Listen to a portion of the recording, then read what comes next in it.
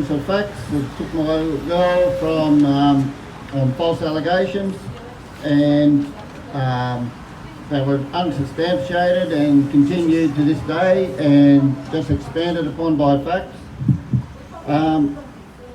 Also, just want to say I'd like to inform everyone who's attended today that Minister Prue Goward, who's been back as new Minister for Facts for well over a year now, who was the Facts Minister back in 2014 as well, brought in the inhumane policy and law that is against human rights and rights of the child, which allows the state to adopt all children in state care. This law that Ms Prue Goward sneakily brought back in 2014 makes a child that is 2 years old and under and been in state care for 6 months or more, and any child 2 years and over that's been in state care for 1 year or more can be legally and forcibly adopted out by the state government without the parent's consent, especially when a parent has not been charged with any criminal activity such as abuse or neglect against their own child, which is also a breach of human rights and rights of the child. How is this even allowed in this day and age to pass legislation and the general public are unaware of this? This law must be repealed. This is nothing less than forced adoption, Prue Goward. With the ongoing lack of accountability of facts and the irresponsible minister that allows for this systemic failure over many years, despite review and after review and review, must go. Prue Goward apologised on behalf of the state for forced adoptions and wrongful removals in 2012, yet nothing has changed. If anything, it has become much worse. Words mean nothing when inaction occurs on a daily basis. It is time for everyone in New South Wales who really cares for children to push to vote this evil politician out for good. Who knows what she intends to bring in future to destroy families. Her ongoing failures consist of several child deaths in state care, the systemic chronic failure by facts to protect the vulnerable children despite evidence of extreme abuse and neglect, when either the child is still in care of the parents or while the child is in foster care, among many other failures that has been reported in the news and media.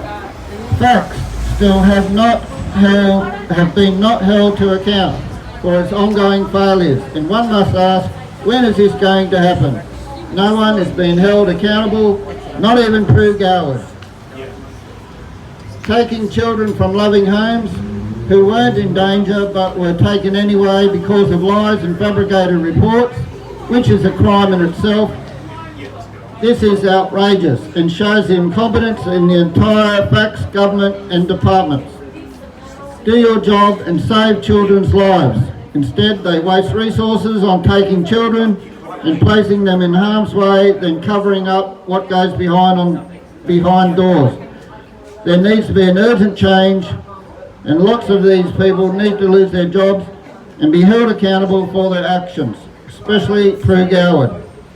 Facts workers do not have to pass those working with children's checks like everyone else who works with children has to, nor even criminal checks, nor are they tested for THC, for marijuana or any other drug or alcohol related for their work, any of them.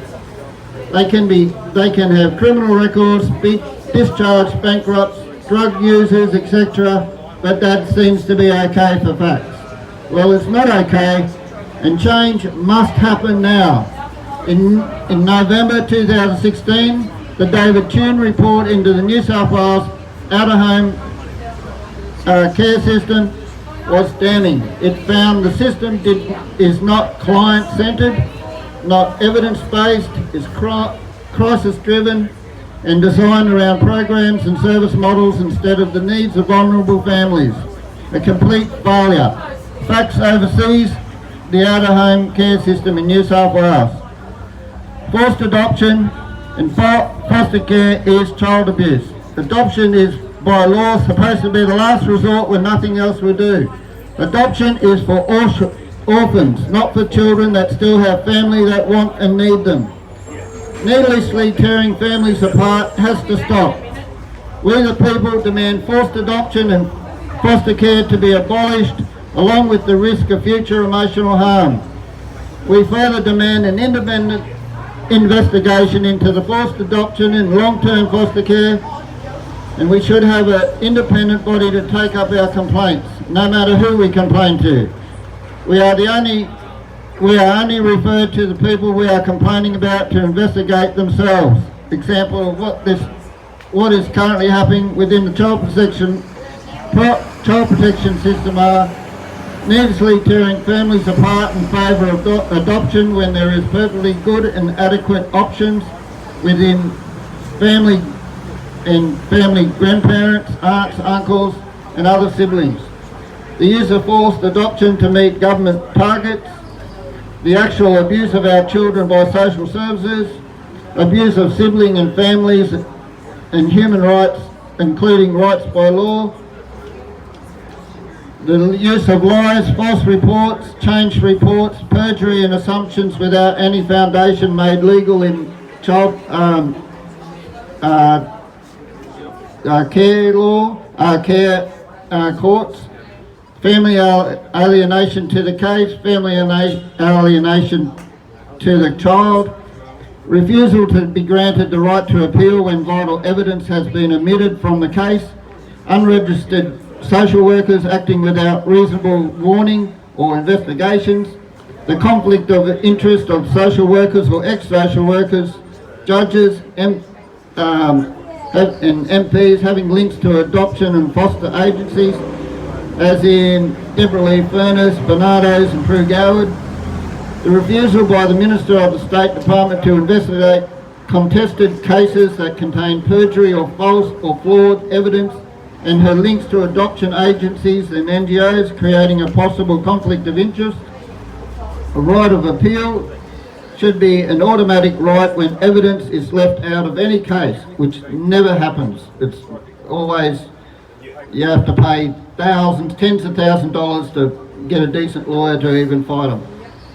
Close the secret children's court and bring these cases into the criminal courts where proof and guilt has to be established. Failure to thoroughly implement support services to stem the flow of children entering state care, and the failure to direct funding to intervention and reunification programs is not happening. End the abuse of our children and families just to meet your government targets, and give our children back that have been abused and where justice has been wrongfully denied, and they give these children that have been stolen back. Let's hold these abusers accountable, starting with the not so honourable Miss Prue Goward. It is time for her to go.